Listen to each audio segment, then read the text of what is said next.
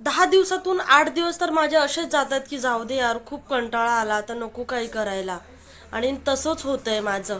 पण तरी सुद्धा उठायचंय आपल्याला, तेच करायचंय, तेच शूट करायचंय, तेच सांगायचंय, त्यात काहीतरी नवीन ऍड करायचंय आणि नवीन सुरुवात करायची. रोज उठून तेच विचार येतो, पण पुन्हा आपल्याला नाही, मला काहीतरी करून दाखवायचं तर मी ही सुरुवात करणारच आहे. आणि असंच माझ्यासोबत कायम होतंय. आता घरात बघा, एवढा सगळा पसारा पडलेला आहे, पण तरी सुद्धा मला असं वाटतं ना की काहीच करू नये, शांत पडून राहावं. पण आज मला एक सुंदर पार्सल रिसीव्ह झालेलं होतं, म्हटलं चला तुमच्या बरोबर शेअर करावं.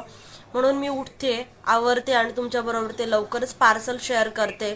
खूप छान पार्सल आहे. तुम्हाला जर पाहिजे असेल तर डिस्क्रिप्शन मध्ये मी लिंक देणार आहे, कारण फेस्टिवल येतोय तर त्यासाठी पाहिजेच. आज घरातली कामं फटाफट आवरून घेतली आणि हे पार्सल मी तुमच्या बरोबर ओपन करून दाखवते. हे बघा, गुढी वस्त्र मला मिशोवरून रिसीव्ह झालेलं आहे आणि फक्त 150 रुपयामध्ये मला हे भेटलेलं आहे. सिल्कचा कपडा आहे, त्याला बॉर्डर पण खूप छान दिलेली आहे आणि एकदम शायनिंगवाला कपडा आहे. गुढीसाठी एकदम बेस्ट मला क्वालिटी सापडलेली आहे आणि अशा प्रकारे बांधून तुम्ही घेऊ शकता.